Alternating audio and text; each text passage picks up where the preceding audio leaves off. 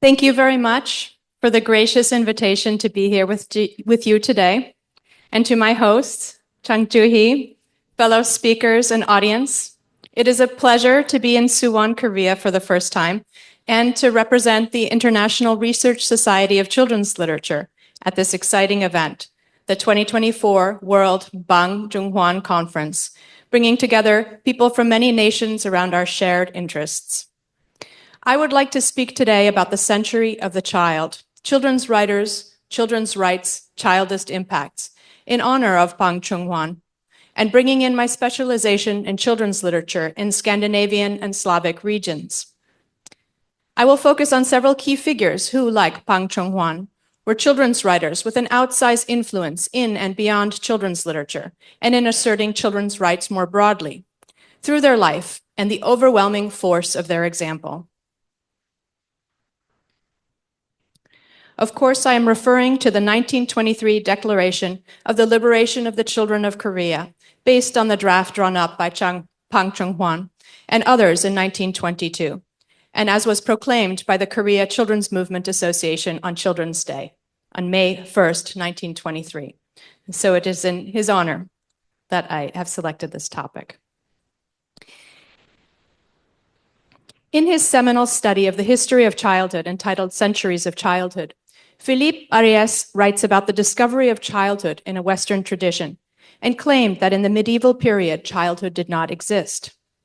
This claim, though disputed by many scholars since, nonetheless helped launch the study of childhood by highlighting the constructed nature of childhood and demonstrating how the frameworks within which one thinks might limit how one perceives reality. Of course, a notion of childhood is also fundamental for asserting children's rights within the more general category of human rights, as examined more recently by David Archard in Children's Rights and Childhood. A notion of the child also underlies the perception of the value and necessity for children's rights, as well as for enacting children's rights in society. Indeed, John Wall advocates for a new childism, as he considers the challenge of childhood for ethics and the humanities. In my talk today, I wish to view these writers and their impact through a childist lens, but in a different sense, modeled on feminist, where childist refers to advocating for the rights of children. As this conference and his contribution to the Declaration of the Liberation of Children of Korea demonstrates, Pang Chǒng-hwan offers one remarkably early example of how this perception and conviction around a need for children's rights has the potential to lead to significant impact and lasting societal change. In this way, Pang helped to fulfill in Korea and beyond its borders, and in his time, his century, and beyond, the prophetic declaration of Swedish feminist thinker Ellen Key. In 1900, Ellen Key termed the 20th century the century of the child in her famous and internationally translated treatise entitled The Century of the Child. Borrowing the quotation from an earlier drama, Ellen Key amplifies its message that the next century will be the child's century, just as this has been the woman's. And when the child has come into its rights, morality will be perfected. In this way, the woman's century as a feminist one was predicted to be followed by a child's, and what I would call a childist one. In light of Ellen Key's vision of the 20th century, which in some ways has measured up to her predictions, and in other ways has not, since children still suffer and are deprived of rights today, I would like to look back on the long 20th century and beyond to discuss particularly how several other children's writers, like Pang Chǒng-hwan, have sometimes played an outsized role in advocating for children's rights and transforming the situation for children in different world regions. These children's writers I will discuss today, including Leo Tolstoy, Janusz Korczak, and Astrid Lindgren, offered a radical vision of children's rights that was manifest in their children's writings and beyond, but they also lived out their ideals in their life and exerted a profound and lasting impact on society at large, like Pang Chǒng-hwan, whom we remember at this conference today, on his 125th birthday. The example of outsized figures like these, within and beyond their various national and international contexts, demonstrates the impact children's writers have had on children's rights, and that writing for children has had even beyond the realms of writing, in life, in society, in envisioning a better future, and in making change. So I am arguing today that the childist impacts of children's writers and the stakes of children's writing are high, including for children's rights. Leo Tolstoy and the rights of children. The first figure I would like to discuss today is Leo Tolstoy. Count Leo Tolstoy was born to an aristocratic family and a life of privilege on the estate Yasnaya Polyana in Imperial Russia. Yet Tolstoy, who lost both his mother and his father during childhood, showed a lifelong humility, respect for the common people, and commitment to the vulnerable, including children, throughout his career, by the end of which he was an internationally known author, thinker, correspondent, and also spiritual leader. His first and highly successful publication was entitled Childhood and offered, to use Andrew Wachtel's term, a pseudo-autobiographical account of childhood inspired by his own childhood experiences. Children figure in significant ways in Tolstoy's famous works, like key scenes with children in his novel Anna Karenina, where children play the role of a moral mirror, reflect a deeper truth, or foreshadow future events through their games. In fact, Tolstoy's heroes, who resemble the author in their nature and stance toward life and its big questions, are often childlike in their continual search for knowledge, humility, and uncertainty before the world. Despite launching a successful literary career, Leo Tolstoy abandoned literature for time and opened a school for peasant children on his estate. In fact, he devoted multiple periods of his life and extensive energies to pedagogical activities in various regards. He not only taught these peasant children, who had no other opportunity for literacy and learning, and became devoted to him for life, but also created an entire new curriculum in order to meet their needs and for all children. He published a primer and later another new primer to teach children the alphabet and what they most needed to know, according to him. This included giving them a moral education and collecting wisdom contained in stories and tales from a variety of folk traditions, which he reworked for Russian children. These ranged from Aesop's and Hindu fables to tales from around the world, as well as informative texts.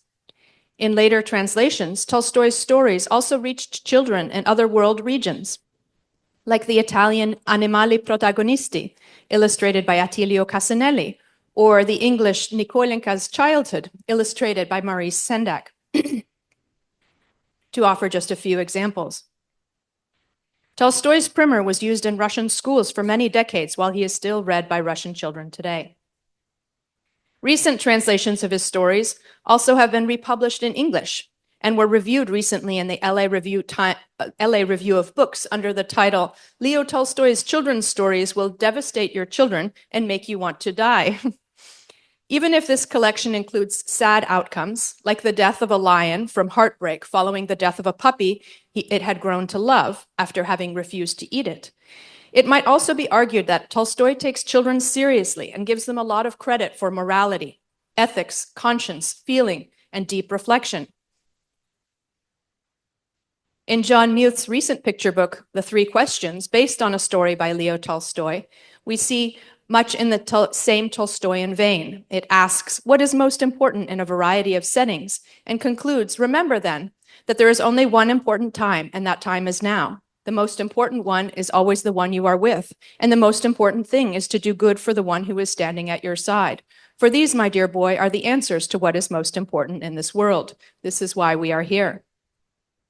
In these and other ways, Tolstoy offers a kind of wisdom, inspired also by Eastern thought, as well as all the world's traditions and philosophical principles distilled in the simplest way by folk traditions, adages, and stories for children.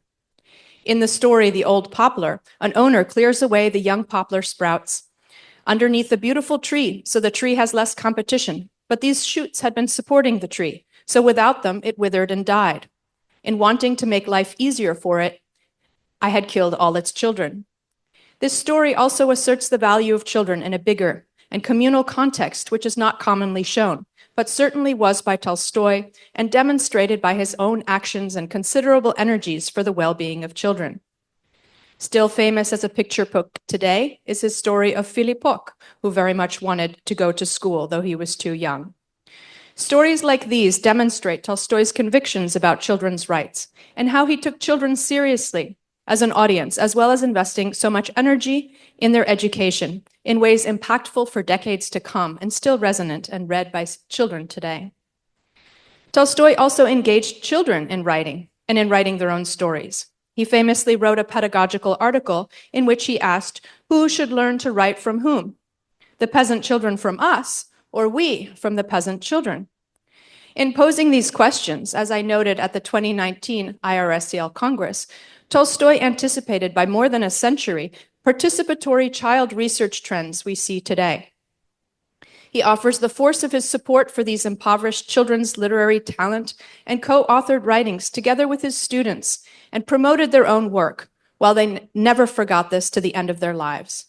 Tolstoy thus proves to be and should be considered a significant figure also in the history of childhood studies in his collaborations with children.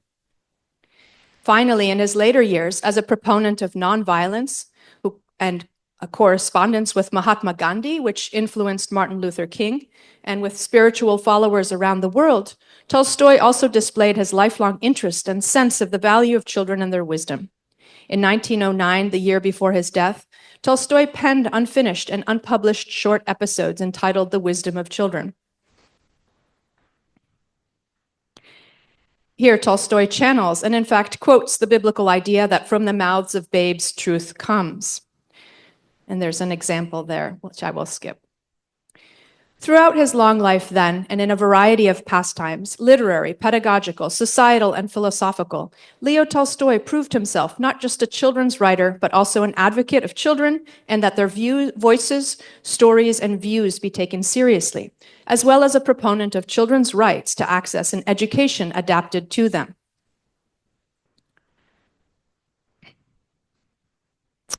So next I'll be discussing Janusz Korczak and children's rights, and we'll hear more tomorrow from the Korczak Society.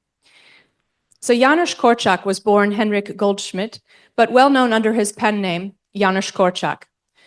He was not only a prominent Polish Jewish writer, but also a pediatrician, educator, social activist, and proponent of children's rights.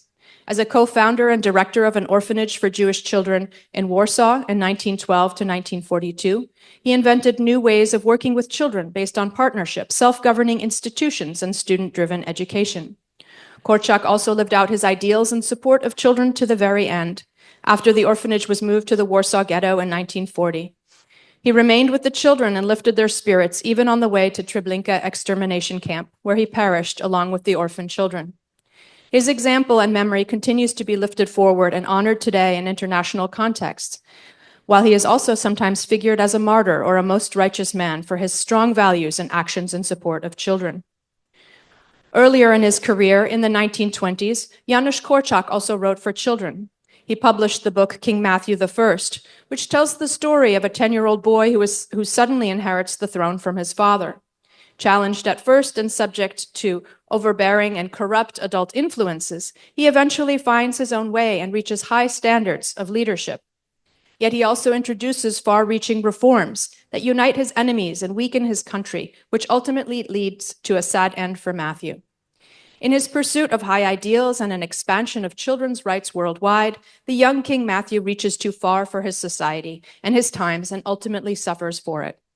This literary classic for children about the empowerment, leadership, and visionary reforms of a child, also on behalf of children, can be viewed in the context of other stories about the Republic of Childhood in Paul Hazard's Notion, as discussed by Emer O'Sullivan in comparative children's literature, and also explored in Kit Kjellen and Bjørn Sundmark's collection Child Autonomy and Child Governance, Where Children Rule. In King Matthew I, Matthew ventures reforms to build a republic of childhood and experiments with child autonomy and child governance, although it does not lead to ideal outcomes. Eventually, Matthew gains the confidence to assert himself against his adult ministers and takes actions for the benefit of children, as you see here. We have several million children, so they too should govern. Let there be two parliaments, one for grown-ups and the other for children. Matthew also reflects that perhaps children the world over should have a common flag, and then proposes that children of the world carry a green flag, and predicts, I think the day will come when children from all over the world will have their own Congress, just like in our capital. And the children's newspaper he brings into being later publishes an article entitled The Movement Begins, as you see here with his prediction. Things will change for the better. Children will have the same rights as their elders and will become citizens. Children will be obedient and not out of fear, but because they desire peace and order. Here, Korczak articulates a vision of children's rights. Near the end of the book, Matthew's signature is attached to a fake manifesto to all the world's children, as you see here. And he calls upon the children's rights and calls out to others, as you can see in this example. Although this is forged, this quotation nonetheless offers a sense of how Matthew's reforms, influence, and his activism for children's rights, as well as its revolutionary potential, were received. Even to the end, Matthew admits to his grand aspirations for children before he is sent into exile on an island. A utopian visionary, Matthew thus lives out his values around children's rights to the end, as did Janusz Korczak. Even posthumously, the ideas and influence of Korczak continue to have an impact through his innovation, initiatives, actions, and example, as well as through his writing for children, which still resonates and proves quite revolutionary today. It also movingly displays the contrast between a utopian vision for social reform and the reality and backlash, including the corruption and opposed interests that might result, as well as how harshly society sometimes treats visionaries who threaten the entrenched status quo. If these two figures, Janusz Korczak and Leo Tolstoy, in Slavic and East European traditions, lived out their values about children's rights in their writings and literary enterprises, as well as in the world and through their actions, then the next two figures I will discuss, who are both women writing within a Scandinavian tradition, also relate the world and their writings to a moral cause for the benefit of children. However, they also move in a different direction and transform their own private pain and personal challenges they faced in society as women and mothers into children's literature, and use children's literature to spread their radical values, distilled in part from personal experience, for the transformation of society in a way that promotes children's rights and benefits all children. Astrid Lindgren and children's liberation. Born in rural Sweden, Swedish writer Astrid Lindgren had a wonderful childhood at play with her siblings, playing so hard it was a wonder they did not play themselves to death, as she once said. Yet her happy and carefree youth was cut short by her pregnancy by an older married man, which was considered scandalous at that time. She therefore was compelled to move away from home, give birth elsewhere, and place her infant in foster care in Denmark. 4 years later, when she was married, she was able to bring home her son. But this personal pain, the loss of her child for several years, and the sudden end to her youth and happy childhood may have colored her lifelong advocacy for children, children's rights, and the vulnerable and underserved in society, as well as her aims to cultivate compassion in audiences. A successful writer and the most translated Swedish author ever, Astrid Lindgren's works have been translated into over 100 languages. Her literary career was launched by her breakthrough novel Pippi Longstocking, which is well known internationally and offers a forceful assertion of children's power through the superhuman strength of Pippi Longstocking. Pippi uses her power to stand up for children and the vulnerable. In one famous scene at the circus, she has an exchange with a circus strongman, which offers a telling logic. When Pippi undertakes to best the circus strongman, the obedient little girl Annika, who acts as a foil to Pippi, declares, "Oh no, you couldn't. He's the strongest man in the world." To this, Pippi retorts, "Man, yes, but I am the strongest girl in the world. Remember that." She later proves it indeed to be the case, that the world's strongest girl is stronger than the world's strongest man. The logic of Pippi's exchange with Annika and her demonstration of her superior power subverts the logic of the double disadvantage of age and gender and flips it around, since the world's strongest girl proves stronger than the world's strongest man. She thus also effects a double liberation that is both feminist and childist. Pippi asserts voice and agency and always exercises self-determination. She is a liberated child, free from all constraints, including parents, teachers, and school. She also beats the police as a representation of social authority and, bests the police, and thieves who represent societal disruption and granting freedom from fear. She saves the lives of children when adults stand helplessly by and dances on a rooftop in a fire. A force of chaos, she upends all expectations of adults, but is a forceful advocate for children, except for bullies, whom she puts in their place as she stands up for their victim. When they try to insult aspects of her unusual appearance, she declares, "I don't think you have a very nice way with ladies," and proceeds to lift the boys into various perches, so the 5 boys are absolutely speechless with fright. She declares, "You are cowards, 5 of you attacking 1 boy. That's cowardly." Then you begin to push a helpless little girl around. Oh, how mean. Before departing, she asks, "Is there anything else you have to say about my hair and shoes?" Although the insults seem to have had no effect on her, since they only brought out her friendliest smile. Pippi is the liberated child par excellence and an empowered girl child, impervious to attack. Other books by Astrid Lindgren offer empowering visions of a different kind, also about a spirited young girl who thinks freely for herself. Ronja the Robber's Daughter, later made into films, an anime film, and a graphic novel, offers a vision of a more pacifist future that is less exploitative of others. Here, in a modern-day Romeo and Juliet situation, young people lead the way toward a gentler and kinder future that also heals the rift between their 2 warring clans. Other books offer sympathetic and supportive portrayals of vulnerable young boys, like Mio My Mio, where a boy goes to battle against a dictator, or The Brothers Lionheart, where 2 brothers join a struggle against a repressive regime. These 2 depict children with agency, finding courage in themselves they do not expect to have, and having an outsized positive impact on their world. Even a book in a much smaller sphere, like Carlson on the Roof, comes down forcefully on the side of the child, as Lindgren's works always do. It treats a lonely young boy, the youngest child in his family, who lives in a city. He finds a friend in Carlson on the Roof, a very small adult with a propeller on his back who lives on the roof. Carlson acts selfishly, like a caricature of a child, while the boy must act with adult patience and restraint. Although no one believes the boy's seemingly imaginary and fantastical friend really exists, in the conclusion, his parents and older siblings unexpectedly come upon Carlson on the roof in the boy's room, as it is revealed that the child, against all odds, in fact, was right all along. Interestingly, while Pippi took the West by storm, the stories about Carlson on the Roof proved very popular beyond the Iron Curtain in the Soviet Union, perhaps because of their portrayal of urban isolation, upending of norms, and their assertion that the young child, against all expectation, was right all along. As an influential Swede, Astrid Lindgren had an outsized social impact as well. She engaged in social issues, particularly against violence and the interest of peace, which benefit children as well. She spoke out against violence and published her remarks in Never Violence in 1978.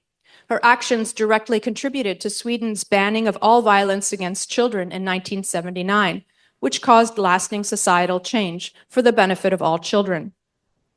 She also expressed pacifist views in her writings, including in Ronja the Robber's Daughter and The Brothers Lionheart. Yet she also favored righteous struggle against tyranny. In The Brothers Lionheart, a woman by the name of Sophia secretly heals the resistance movement and keeps doves who carry her messages. This older woman, a figure of peace, keeper of doves, and leader of righteous struggle, seems to be a self-portrait of Astrid Lindgren herself, as a woman of strong values who provides a moral example and leads the way for others.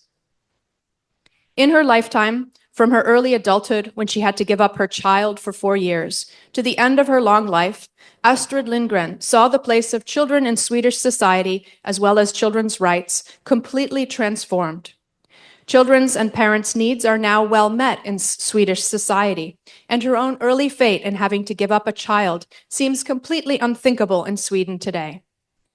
I would argue that these social impacts around children and childhood in Swedish society are due, in no small part, to this children's writer and to how Astrid Lindgren wrote and rewrote childhood and how it should be.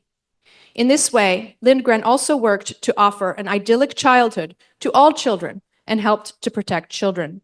She always came down forcefully on the side of the child in her writings for children and in all her actions, and in so doing, permanently transformed the position of the child in Swedish society in concrete ways that cannot be reversed, showing a lasting impact. Finally, Martha Sandvall Bergström and children's welfare. In 1945, the same year that Pippi Longstocking was published, which is known as the breakthrough of modern Swedish children's literature, another book entitled Kulla-Gulla, or Anna All Alone, was published by Martha Sandvall Bergström. This historical novel and book series received less fanfare and a less warm critical reception in its time, although it too was translated into many languages and beloved as a girl's book for multiple generations, and has recently received more critical focus. Regardless of the worldwide attention received by Pippi Longstocking and Astrid Lindgren, which were so path-breaking in her time, I would argue that Martha Sandvall Bergström's less internationally well-known, but locally deeply popular girls' books actually offer an even more radical feminist utopian vision asserting children's rights. A proletarian Cinderella story, these books follow a girl heroine from her life as a hardworking orphan, laboring in the homes of poor tenant farmers, as the lowest of the low, to eventual outcomes resulting from the discovery that she is the lost granddaughter of the estate owner on whose grounds the tenant farmers labor. Yet rather than accepting her own elevation from destitution to privilege, the book's heroine insists on her responsibility to a set of siblings for whom she has been caring and for whom she took responsibility from their sick mother, now dead. She therefore refuses to leave these foster children behind. When she once again insists that they must be where she is, her grandfather takes a look at the tattered, dirty, miserable cluster of children with distaste and replies, "And now you take the liberty of coming to me with all of these?"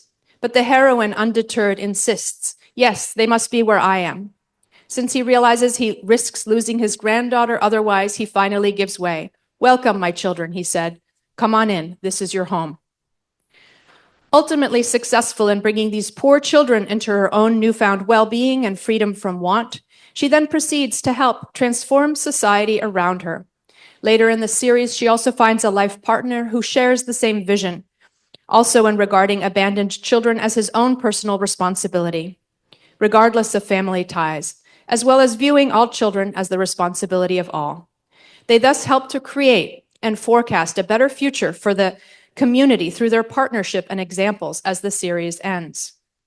Although these books portray a historical past and may seem to draw from more conservative values, while also being colored by religious ideals and older traditions in children's literature, I argue that they actually offer a far more radical feminist utopian vision, even than that of Astrid Lindgren's Pippi. Martha Sandvall Bergström does not merely, like Astrid Lindgren, give a small girl the strength of a grown man, as an early feminist thought. Instead, as in later waves of feminism, she seeks to transform all society according to feminine and feminist values, where all are responsible for all. Instead of offering superhuman power to one fantastical character as a contrast to a conventional girl like Annika, these books seek to transform all society into a shape where no child will be left behind or suffer want, and where everyone takes responsibility for others. This recalls the notion popularized by Hillary Clinton and originating in an African proverb that it takes a village to raise a child. Although less well known than Astrid Lindgren, Martha Sandvall Bergström does not just empower and transform one child, but gradually transforms an entire village, standing in for all society, for the well-being of all children and all who are in need. Like Astrid Lindgren, Martha Sandvall Bergström arguably also drew on her own personal experiences in life as a woman and as a mother. For example, she herself had a daughter who was developmentally disabled, which presented challenges and was little understood or accommodated at that time.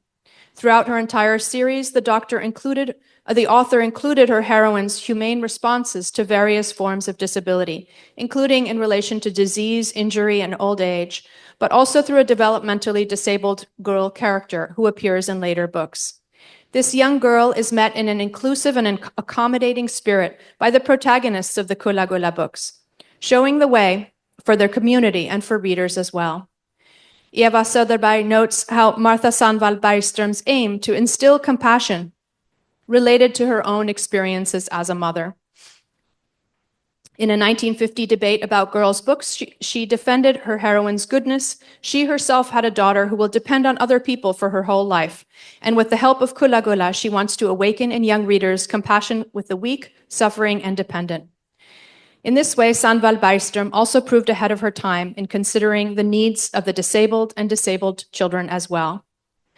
I would argue that her visions for the future, though set in the historical past and read voraciously by generations of girls in Sweden, offer a bold vision for the 21st century that was ahead of its time.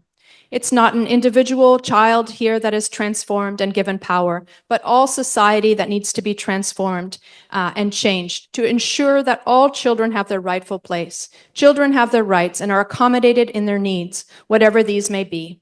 She thus offers a model of realizing a century of the child, as conceived by Ellen Key, and a complete vision for achieving children's rights as envisioned by Pang Chǒng-hwan. To conclude, we might now return to Ellen Key's 1900 declaration that the next century will be the century of the child, and that when the child gets his rights, morality will be perfected. Although the 20th century has not fulfilled this promise entirely, the world has certainly come a long way, as shown, for example, by the UN Convention on the Rights of the Child, ratified by 196 countries, including Korea, where we are today, although not the US, where I live. It is the most widely ratified human rights treaty in history, so the childist visions of Pang Chǒng-hwan, Ellen Key, Leo Tolstoy, Janusz Korczak, Astrid Lindgren, and Martha Sandvall Bergström have made excellent progress over the past century or so. But there are still children in need who have not been granted their rights, so morality remains to be perfected. Work still remains for children's rights in the 21st century. But as these visionary children's writers show, perhaps children's literature can help show the way to children's rights, offer visions of a more just future, and help reframe our thinking in ways that enable the realization of children's rights, and thereby help move morality closer to perfection. Thank you very much. I'm very grateful to be here.